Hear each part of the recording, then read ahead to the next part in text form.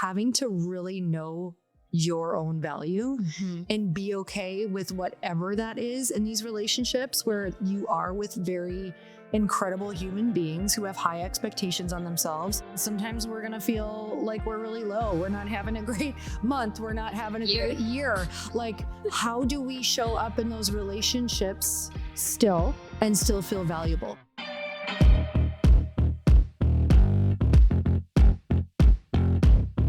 We have something so exciting for you today. So exciting. Because there's two of us. Take one wild guess who these two voices are. I bet you don't know. Welcome to another quickie. I feel like I have to say No, it's a quickie, but now Powerhouse Women has a quickie. Yeah, so we're both doing quickies. Yes. Welcome to the double quickie, which it's going to be double the fun. And Lindsey and I, per usual, come up with all of the content when we're together.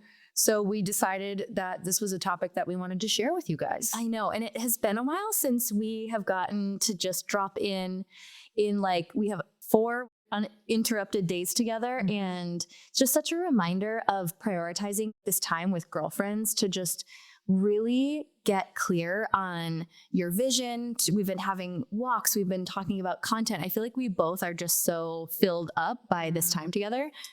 You had mentioned yesterday something that was such a good point, and we were talking about different friendships that we have in our lives. And you were talking about someone in particular. I'm thinking about someone in my head in particular. And sometimes it's like, maybe you're not as close to a certain person, or you could get close to someone, or you want to be closer to someone just because you haven't spent enough consistent time together, like in a row. And so that's why I love that we prioritize these times where we have either like 2 nights or 3 days or even 4 days. I know not everybody can squeeze that out, but it's almost like you bond in what would take normal time of dinners and cocktails or whatever, coffees, like in a year. Like you compact that time down because there's things that come up in 3 to 4 days that would never, ever come up like in just coffee or dinner. Yeah, it's been, I feel like I missed it so much. Well, I'm so happy. We have to always make sure we do this. So many downloads, and we wanted to share this new term we coined. We are obsessed with it. That we love is secondhand expectation. Now, what's a secondhand expectation? It's like secondhand smoke. But the opposite, because it's good for you. Because you are affected, you're going to be affected by it. So I think when we were first talking about this, secondhand expectation can sound like someone else has expectations on you and for you. But what it is it's the idea of when you hang around people who have high expectations for themselves, not for you. In fact, a lot of these people who have high expectations for themselves actually have no expectations for you necessarily.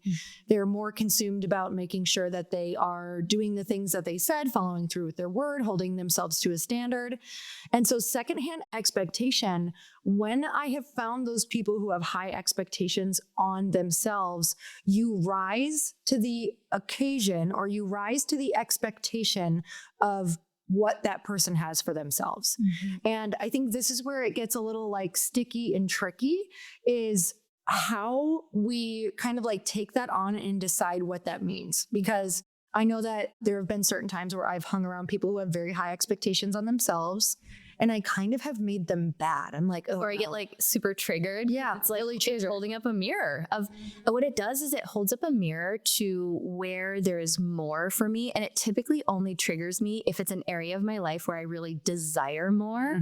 And maybe I'm entertaining like bad habits, or just not setting that high of an expectation, or making excuses, or not prioritizing that area. So I think it was interesting as we were unpacking this, because it's one of the reasons we both love masterminds. We love hosting them. We love attending them, because you find these people. And some of my biggest expanders have been people that initially I noticed myself triggered by something in them that was awakening in me the awareness that once you're aware that there's more that's possible, and you even see, oh, this is how they live their life, this is why they have these results, now I can't unknow that. And so I think it kind of brings you to this decision point.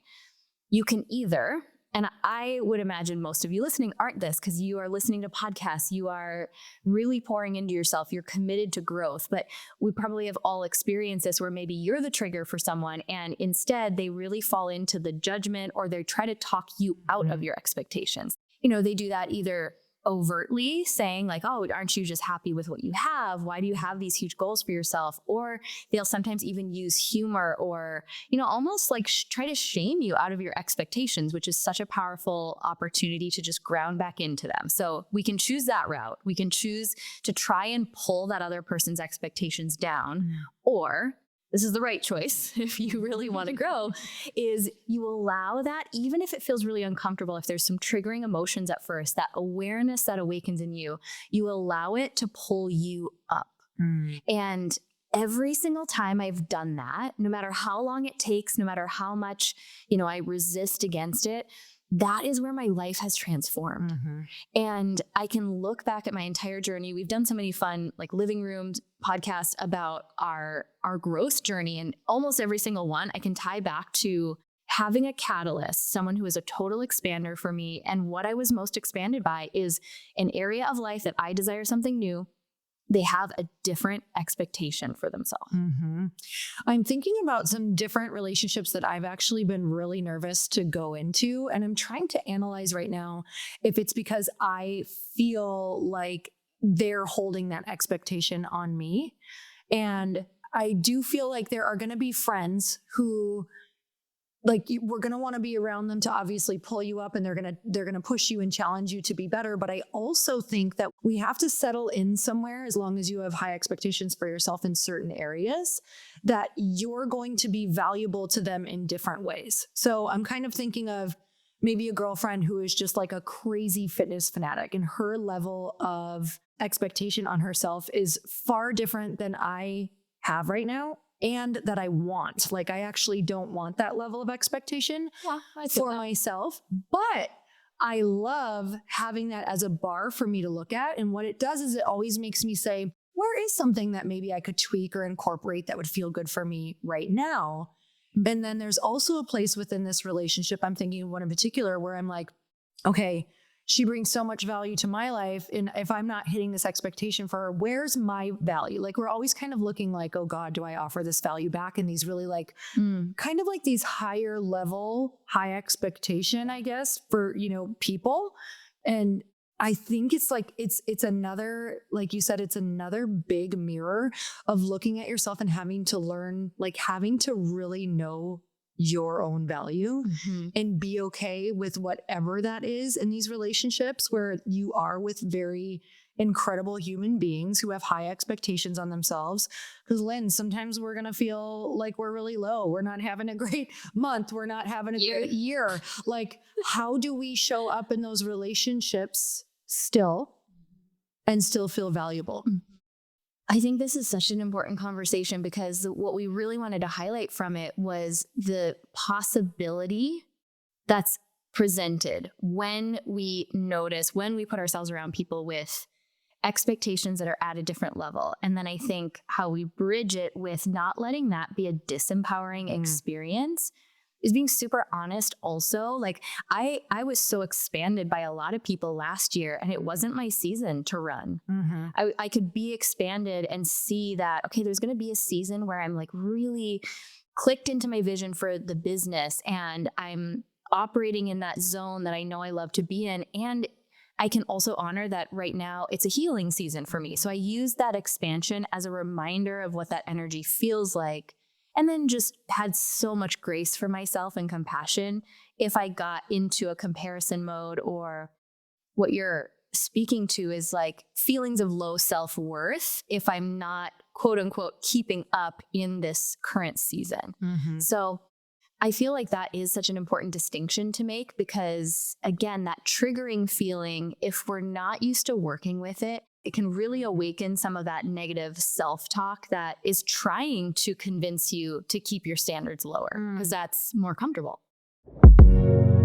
I am so excited to share this next podcast sponsor with you, because I am not even kidding you. Chris and I were just on a walk last month, and we were talking about how we want to get separate phone lines for our business phones because we feel like we're missing things in our business. And we also want to set boundaries with the time frame that we are answering messages. And we want to really have that line between personal and business hours as well. And you guys know that running a small business means that you're wearing all of the hats, and your personal phone literally becomes your business phone. And before you know it, you're juggling customers all day long, all night long. And if you coach people, especially, or you text people on your phone, this is really where it starts to feel like it becomes impossible to manage with your personal number. And that's where Open Phone comes in. Open Phone is the #1 business phone system. They'll help you separate your personal life from your growing business. So for just $15 a month, the cost of a few coffees, maybe 2 coffees for me, you get complete transparency and visibility into everything happening with your business phone number. So Open Phone works through an app on your phone or computer and integrates with HubSpot and hundreds of other systems. They use AI-powered call transcripts and summaries, so you'll have a summary of your phone call with action items as soon as you hang up. And if you miss a call, automated messages are sent directly to your customer, meaning you'll never miss an opportunity to engage with them. So they also have won multiple awards by G2 for software reviews and are trusted by over 50,000 businesses. So right now, Open Phone is offering 20% off your first 6 months when you go to openphone.com/earn. That's openphone, openphone.com/earn for 20% off for 6 months. Openphone.com/earn. And if you have existing numbers with another service, Open Phone will port them over at no extra charge. So interesting. I was talking to some women who had started from my book, A Tribe Called Bliss. They started their Bliss Tribe, which is like, whether it's 3 or 4 or 5 women, theirs is 4. And I was talking to them, and it's, they had started it 2 years ago after they all read the book. And they were talking about how all of them were in a different group before. But the group wasn't able to, they said, it's so crazy how you kind of cycle through these people who can't show up to an expectation, and then they talk themselves out of it. And then they kind of start talking bad about the group because the expectation felt like too much. And so I just thought that was such an interesting awareness of this exact conversation of they chose to be upset at the expectation of needing to show up for these meetings twice a month and staying accountable to it, instead of going, okay, even if they didn't want to do it, okay, that's good for them. Maybe I'm not in that season yet, but it's okay for where they're at. And I think it's always just recognizing and knowing also that if you can keep those relationships in your life and look at them in a positive way, they eventually really will raise you up. They're gonna pull you up because you're gonna think differently. You're gonna look at everything different. Yeah. And as we talk about expectations, I think the biggest thing I've learned about having them for myself, having them for others, is one of the biggest areas that causes upset is the feeling of having an unmet expectation, either of myself or others. And most often when I check in with that expectation, the question I ask myself is, did we agree to this? Was the expectation overdue for being renegotiated? Do I need to last year I had to renegotiate my expectations of myself. Otherwise, we end up either trying to fit into what other people want for us, expect for us, or trying to keep up with people who are in a different season. Or, the positive that we started with is we realize that, no, I am actually calling in more. And even though I feel this friction of the expectation that's being presented and shown to me as room for growth, that's an opportunity for me in that moment to renegotiate my expectation and raise it because I'm calling in more and I'm saying yes to that journey. So that's such an important dynamic to make sure that, especially if you create accountability groups, or I love the Bliss Tribes from your book, is give yourselves the gift of coming together every 3 to 6 months, maybe every year, and just saying, hey, do we all still agree to these expectations that we set for the group, and giving people full permission to be in a different season. I love that. I've actually had that happen fairly recently. 2 years ago, it was, a group of us that always got together, and it just started to not feel the way that we all intended it. Nobody was nobody was wrong and nobody was bad. All lives were going separate ways where it no longer felt aligned to meet in the way that we were meeting. And it was like full agreement of, hey, like, I actually think this is beautiful. I think that other group that you're feeling drawn to is because you need to go in this direction. You need to be in those rooms with the people who want to do the things that you're wanting to do. And it was like the most adult conversation ever, which was pretty awesome of like, the energy is there. So you kind of know when it's starting to maybe not feel the way that you had expected it to feel or wanted it to feel.